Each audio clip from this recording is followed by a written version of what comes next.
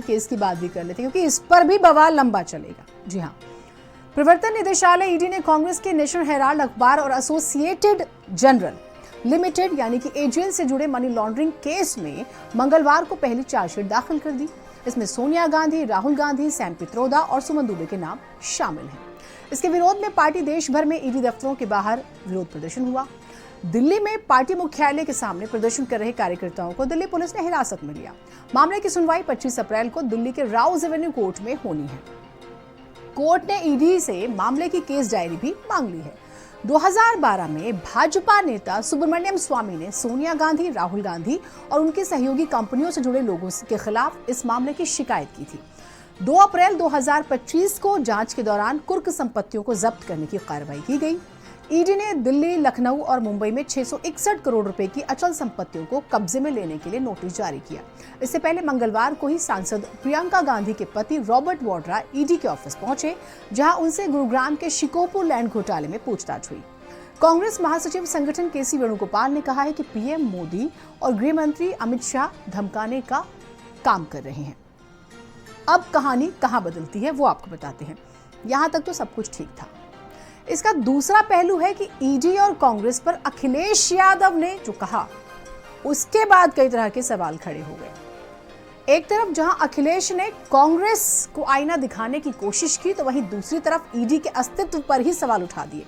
अखिलेश यादव ने ईडी पर सवाल उठाते हुए कहा कि जब देश में पहले से ही आयकर विभाग और अन्य आर्थिक अपराध जांच एजेंसियां मौजूद है, तब ईडी जैसी संस्था की कोई जरूरत नहीं रह जाती। वो साफ शब्दों में कहते हैं कि ईडी जैसे विभाग को खत्म कर देना चाहिए। ईडी की भूमिका पर कांग्रेस और भाजपा दोनों को वो घेरते हैं। ईडी को कांग्रेस की सरकार ने बनाया था, वो कहते हैं, लेकिन आज उसी ईडी की वजह से कांग्रेस को परेशानी हो रही है। उस समय कई दलों ने इस कानून का विरोध किया था। भाजपा अब उसी एजेंसी का दुरुपयोग करके विपक्षी नेताओं को दबाने का काम कर रही है। अखिलेश आरोप लगाते हैं कि महाराष्ट्र में जो नेता भाजपा के खिलाफ थे, वो ईडी, सीबीआई और इनकम टैक्स जैसी एजेंसियों की कार्रवाई से नहीं बच पाए। जब देश में जीएसटी और इनकम टैक्स जैसे कानून पहले से मौजूद हैं, तो फिर ईडी की क्या जरूरत है। एक बार अखिलेश यादव को सुनिए, फिर ईडी की हिस्ट्री भी आपको बताएंगे। हेराल्ड से ज्यादा ईडी पे कहना है। कांग्रेस ने ईडी बनाई थी और आज ईडी की वजह से ही उन्हें भी परेशानी का सामना करना पड़ा है। कि बहुत सारे इकोनॉमिक ऑफेंसेस को देखने के लिए संस्थाएं हैं, इनकम टैक्स डिपार्टमेंट है और भी ऑफेंसेस देखने के लिए संस्थाएं हैं।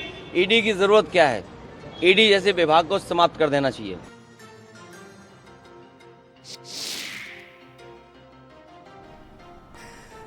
अखिलेश ने जो कहा है वो कोई नॉर्मल बात नहीं है।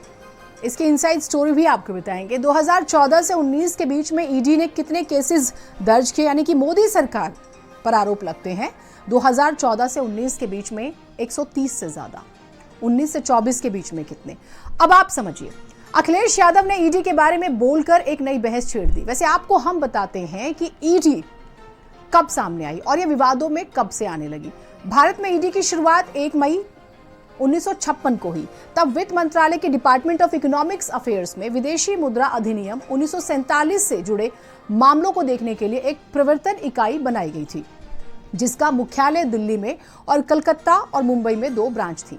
उस वक्त ईडी के डायरेक्टर लीगल सर्विस के अफसर हुआ करते थे, लेकिन 1 साल बाद साल 1957 में ईडी इकाई का नाम बदलकर डायरेक्टोरेट ऑफ इन्फोर्समेंट या इन्फोर्समेंट डायरेक्टोरेट रख दिया गया और चेन्नई में एक और ब्रांच खोली गई थी। इसके बाद फिर साल 1960 में ईडी का प्रशासनिक control department of economics affair से डिपार्टमेंट ऑफ रेवेन्यू को दे दिया गया।